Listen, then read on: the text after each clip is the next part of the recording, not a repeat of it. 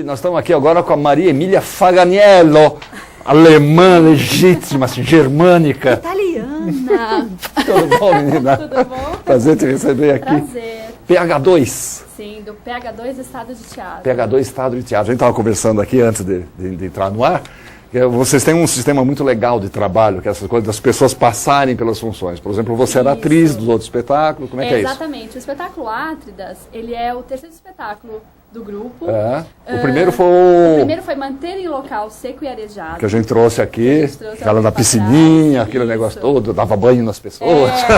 Nesse espetáculo eu era atriz. Você era atriz. Isso. Aí no segundo espetáculo, que é o Mantenha Fora do Alcance de Crianças, já um outro ambiente, mas tinha cacos de vidro no chão. Cacos de vidro no chão. Era Vocês uma gostam de viver festa, perigosamente, né? Isso. Eu também era atriz. E nesse espetáculo Átridas a gente inverteu algumas funções. Então eu fui para a direção, o Rodrigo Batista, que foi o diretor. A direção, isso, dos dois espetáculos anteriores, é agora ator nesse Entra como espetáculo ator. Átridas. Por exemplo, a Paola Lopes, que foi atriz no primeiro espetáculo, diretora de arte no segundo, é atriz no Átridas agora. A Catarina São Martinho, que é a dramaturga do Átridas, foi atriz do Mantenha. Então, a gente, em cada trabalho, a gente repensa as funções, repensa qual que é o interesse, o projeto que a gente vai desenvolver. E aí, com isso, se tiver que trocar de função, não tem problema. E aí, como é que funciona? As pessoas se candidatam? Não, na verdade, foi algo natural que aconteceu. O grupo, quando a gente se formou em 2007, ainda dentro da Universidade de São Paulo, o Rodrigo fazia... Todos vocês são de lá? Todo mundo é de lá, isso, todo mundo. Nós não somos da mesma turma, cada um de turma diferente, mas nos encontramos na universidade, em 2007, quando a gente formou o grupo, né, a partir do Manter em Local. E na ocasião, o Rodrigo estava fazendo uma matéria de direção, então ele que guiou e começou esse processo. No caso do Átridas, eu também fazia direção, apesar de também trabalhar como atriz. O Átridas foi um processo que começou na minha formatura de direção teatral. Então, nesse momento, eu falei, como eu tenho que fazer esse projeto, como a gente já tinha trabalhos desenvolvidos com o grupo, interesses em comum, aí a gente resolveu, então vou eu para a direção, e aí, vou aí chamar o Rodrigo para fazer a atuação, e aí a gente foi desenvolvendo dessa maneira. Isso é ótimo, né, bicho? Porque dá para todo mundo a possibilidade de experimentação mesmo, em vários, né? Exatamente, experimenta, dá mais brigas, dá brigas diferentes. Mais briga, né? Sim. Se você não ia fazer assim. Mas também é muito interessante, porque a gente se coloca em novos desafios e também questiona algumas coisas que a gente achava que eram certezas antes, e de repente no novo processo isso muda também, né? E foge daquela coisa de sedimentar ideias, exatamente. Né? Dizer, você já sabe qual é o estilo daquele diretor, você já sabe qual é o... Porque isso acaba acontecendo naturalmente, porque a gente acaba tendo o mesmo vocabulário. Por termos vindos do mesmo lugar, convivemos muito juntos, então às vezes parece que a gente fala tudo igual, aí vem uma pessoa diferente e fala, nossa, o que vocês estão falando? Então, às vezes, esse tipo de coisa é interessante, assim, pra gente se rever também. Átridas, essa palavra é legal, né? Átridas. O que são os Átridas? Quem são os Átridas? Átridas vem da família do Atreu, né? Que é a família que a gente conta um pouco essa história. Que é do Agamenon, da Clitemnestra, do filho Orestes. Tem o Egisto, que é um amante aí da Clitemnestra, que é uma história que parte de um mito grego. Que se chama Oresteia. Isso, que conta toda essa história, essa saga. Conta essa saga, exatamente. Na verdade, a gente pega o Átridas, ele é o finalzinho da história dessa família, dos Atreus, que é quando o rei Agamenon retorna de Troia, da guerra de Troia, exatamente. E ele encontra a Clitemnestra, é bem recebido, com pompas e festas. O rei está voltando. O rei está voltando, exatamente. Só que, na verdade, essa festa, a Clitemnestra prepara para matar o Agamenon. Ave Maria, essas tragédias Afinal, são cheias estamos falando de uma tragédia grega. De uma tragédia grega, né? São cheias desses lances de traições. Traições, e enlaces, assassinatos. Por que ela mata o Agamenon? Porque 10 anos antes do Agamenon ir para Troia, Agamenon e todas, os soldados, todos que estavam indo para Troia, eles acabam ficando parados em uma ilha. E nessa ilha não tem mais vento. Então não tem como os navios continuarem para conseguirem ir para Troia. Só que então uma deusa diz, tudo bem, Agamenon, você quer que volte a ter vento? Ou você precisa sacrificar alguém ou uma virgem. a Agamenon acaba escolhendo a sua filha, Ifigênia. E convida a Ifigênia para ir a essa ilha e prepara... para Aulis, exatamente, obrigada. E prepara uma espécie de uma festa, dizendo que Ifigênia vai se casar com um grande herói, com Aquiles. Então a Clitemnestra vai, prepara a filha, leva ela para a ilha, né? Então toda esperando uma grande festa, e na verdade é para o sacrifício de Ifigênia. Então isso para ela não foi muito interessante. E aí por isso que quando o Agamenon volta da guerra, ela prepara essa armadilha para ele. Agora você contando essa história toda, a gente já visualiza aquele coro grego, aquelas pessoas vestidas com aquelas túnicas, aquele negócio, tal, não sei o quê. Exatamente. Vocês viraram isso de ponta cabeça. A gente vira isso e tenta olhar de uma outra maneira. A gente foi para esse mito porque tem uma coisa que o grupo estava desenvolvendo uma pesquisa a partir da tragédia. A gente tentava se perguntar, será que a gente pode ainda falar de tragédia hoje? Nos dias de hoje? Como que a gente pode dizer sobre a tragédia? Isso ainda nos atinge de algum modo? Então, os outros espetáculos têm um pouco esse pano de fundo, essa pesquisa sobre a tragédia. No terceiro espetáculo, no Atlas, a gente falou, vamos enfrentar um mito de uma vez por todas. Né? Vamos pegar a tragédia. Vamos pegar isso e entender. E justamente para a gente tentar entender como que isso funciona hoje, a gente olhou para esse mito de um modo mais próximo. Não tentando criar aquele ambiente grego, ou o imaginário que a gente tem, porque na verdade a gente não... isso vem de filmes, vem de outras montagens, mas a gente não pode dizer que realmente... hollywoodiano em cima exatamente, disso, né? Eles estavam ali de branco, sempre, né, daquele modo. Será que era assim mesmo? Exatamente. Então, a partir disso, a gente, durante o processo de construção do espetáculo, que durou mais ou menos de 2 anos, de criação e processo em sala de ensaio, criação de dramaturgia, a gente resolveu atualizar num sentido de como cada ator enxerga inicialmente a sua personagem. E a gente percebeu que logo de início tinha um caráter familiar, que era o que nos aproximava desse mito. Então a gente estava falando de uma família, de um casamento, das relações familiares. São coisas que continuam existindo, né? Exatamente. Famílias, casamentos, filhos, filhas.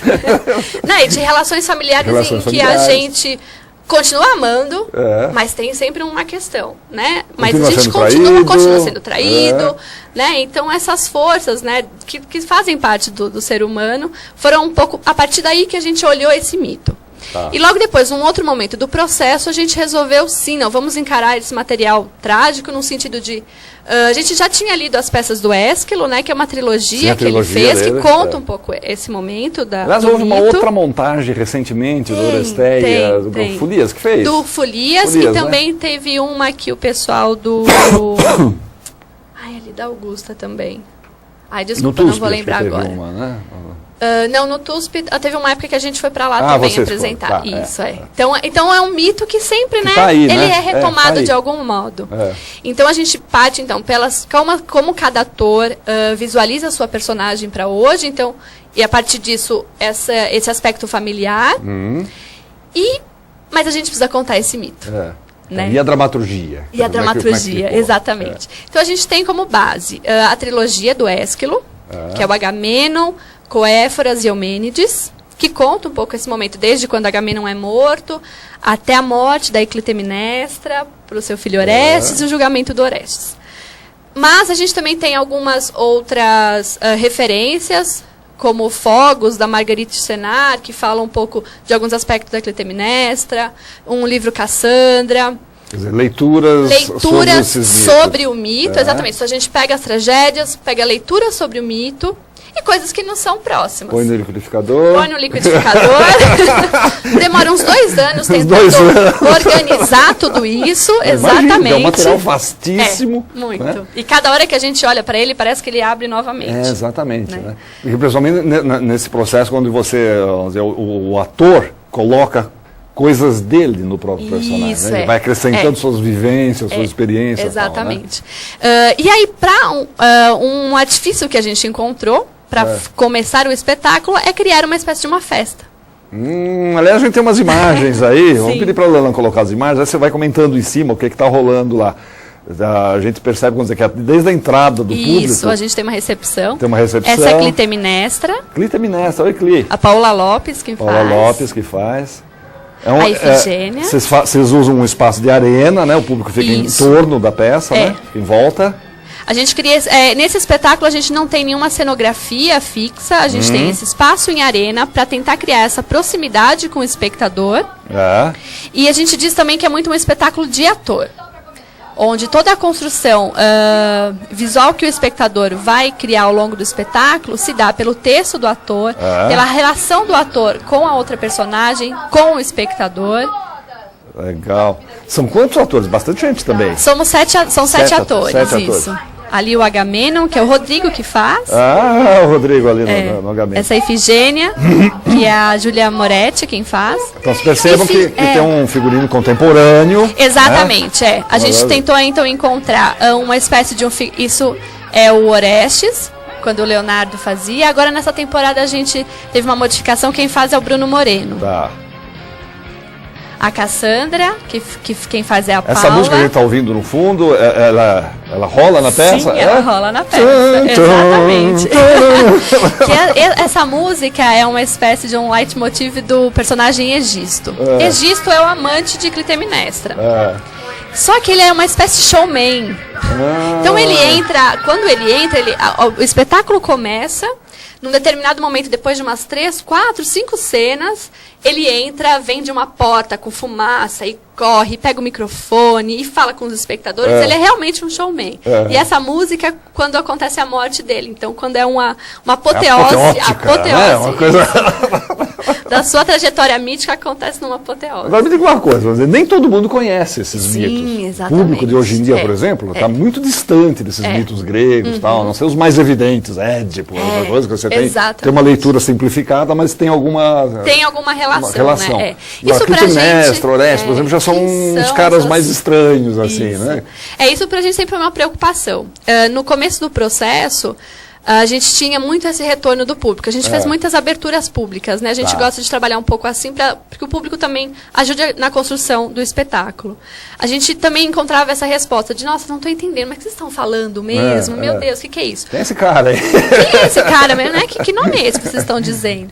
Então, de ter trazido para uma festa e um caráter familiar, onde as relações você consegue identificar. Então, uma relação entre o marido e uma mulher, o amante, a filha, uma filha que é mais distante, que é no caso da Electra, que ela olha a mãe de longe, né? Porque tem a ver com o mito dela, mas então não está concordando muito com o que está acontecendo. Então, nessas relações familiares que são comuns, a gente também consegue pegar o espectador. E uma outra coisa, isso, a gente vai amarrando, costurando a história. E uma outra coisa é que, ao longo do espetáculo, a gente vai dizendo sobre o mito, contando um pouco ele através de cenas, através de falas. Um prólogo em que quem começa é a personagem Ifigênia, em que ela recepciona o público e diz, de algum modo, o mito, né, as frases principais do mito. Então, que é esse retorno de Agamenon, quando Agamenon retorna, Clitemnestra o mata. Quando Clitemnestra mata Agamenon, o filho Orestes tem que voltar para matar Clitemnestra. Então, esse fio, que é o que a gente pode ter como a base desse mito, ele é contado no prólogo e depois, ao longo do espetáculo, ele é retomado tanto em cenas e quanto em falas também. Porque cada um desses personagens aí desdobra numa série de relações. Cada personagem é um mito em si. Você citou Electra, por exemplo. A Electra, tem toda uma história. Exatamente. Ela é a filha que, por perceber que Clitemnestra, nesse tempo em que Agamenon está fora, Clitemnestra acaba, que ela que fica com o poder do reino, ela acaba, né, utilizando desse poder. Então, ela tem esse amante, mas também não trata, né, os seus súditos de um modo tão cordial assim. Então, Electra observa isso. E também, com medo de Electra, de algum modo, se vingar de quando o Clitemnestra matasse o pai, Clitemnestra coloca a Electra de canto. Então, ela é isolada, ela é colocada como uma espécie de serviçal, né? E que na nossa leitura a gente cria, na verdade, ela está distante. Até metade do espetáculo, que ele é dividido em 2 atos. Até metade do espetáculo ela está numa posição distante, somente observando todos os outros ali em arena, em ação. Mas ela é uma espécie de guerreira do nosso tempo, uma espécie de Nikita, uma figura muito que está ali bolando. Está distante, mas está ligada. Está distante, né? mas está ligada, exatamente. Estou sacando. E também ela tem uns contatos com o Orestes, assim, ela espera que o Orestes retorne para vingar a morte do pai, né? E aí tem uma outra coisa que é bem importante do espetáculo, que é um pouco do mito, que é uma diferença entre as duas gerações. Tá, essa coisa do conflito geracional. Isso, o conflito geracional. Que é, o Agamemnon e o Clitemnestra, eles fazem parte um pouco dessa tragédia que a gente poderia, né? Que é uma primeira imagem que a gente tem da tragédia, né? Da tragédia antiga, de que você sofre sangue, né? Tudo em excesso. E Electra e Orestes não. Eles seriam uma espécie dos adolescentes da nossa época. Já vem né? uma outra geração. É uma outra geração, tem um outro pensamento. Né? O ato de... Né, um ato violento está nas duas gerações. Porque Orestes vem e acaba matando a Clitemnestra. Mas são de modos diferentes. De maneiras diferentes. Legal. Vocês estão fazendo no Ecum? Isso, nós estamos fazendo no Teatro City Ecum. City Ecum. Que também é um espaço muito legal. Mas é o antigo Teatro Fábrica, que fica ali na Rua da Consolação. Na Rua da Consolação, bem em frente ao cemitério. Bem em frente ao cemitério. Em frente mesmo. Não vai entrar do lado errado. É para o outro lado. É do outro lado. Para a esquerda. Que dias? Nós estamos de sexta, sábado e domingo. Num horário mais cedo. A programação do teatro está bem extensa, então a gente está num horário mais cedo, que é sexta e sábado às 19, que é às 7 horas, e domingo às 18 horas. Então, sexta e sábado às 19, domingo às 18 horas. Às 18 horas, então, isso. City Ecum, Rua da Consolação, não sei o número de lá, mas é em frente à porta do cemitério, desculpa que eu também não... Tem estacionamento perto, ali fácil de estacionar, é um teatro muito gostoso. O teatro está bem gostoso, tem mais 2 espaços, então quem quiser olhar a programação do teatro é bem legal. Tem um cafezinho, que é uma delícia. Muita coisa rolando nesse teatro, aliás, e espetáculos de altíssimo padrão. Isso, ele veio com essa proposta, né? Ele faz parte do Centro Internacional de Pesquisa Teatral, então ele tenta olhar os espetáculos de um modo pedagógico também. E agora, como ele teve essa inauguração, ele pegou todos os grandes espetáculos que tem pesquisa e que também estão acontecendo em São Paulo, e aí colocou na programação, assim, então tá bem legal mesmo. Legal. E vocês ficam lá até? A gente fica até dia 26. Dia 26. Isso. Mais 2 semanas. Mais 2 semanas. Essa mais 2. Essa mais 2 semanas. Maravilha. Faganiello, foi um prazer te receber, Irina. Beijão. Posso agradecer também? Por favor. Agradecer, tem nossos Vocês 2 apoiadores. Fomento, inclusive, né? Isso, na verdade a gente já finalizou. Acabou? Mas o Atridas fez parte do fomento. Ele foi um terceiro momento do fomento nosso, sim. Agora, essa segunda temporada a gente já finalizou, mas já pensando em novos projetos. Né? A gente já tem projetos aí engatilhados. Fiquem espertos, em agosto, setembro, já estaremos com um novo projeto. Por favor, traz para cá. Sim, vou trazer para cá. E aproveitando, então, eu quero agradecer o pessoal do Tampopo, que fez o cabelo da Clitemnestra, Orestes, Electra, que tem uma diferença. Acho que é legal quem quiser ir lá conferir, que está na dramaturgia também, está no mito, então a gente resolveu assumir isso. Então, agradecer o Jonas, da Tampopo, e também o pessoal das Meias Calças Lupo. Meias Calças Lupo, essa de lá? Essa não é de lá, mas tudo bem. Mas de todas as atrizes são. Tá bom. Faganiello, Maria Emília, obrigado. Obrigada. Hein? Tchau, até a próxima. Dá um abraço para a turma lá. Pode deixar.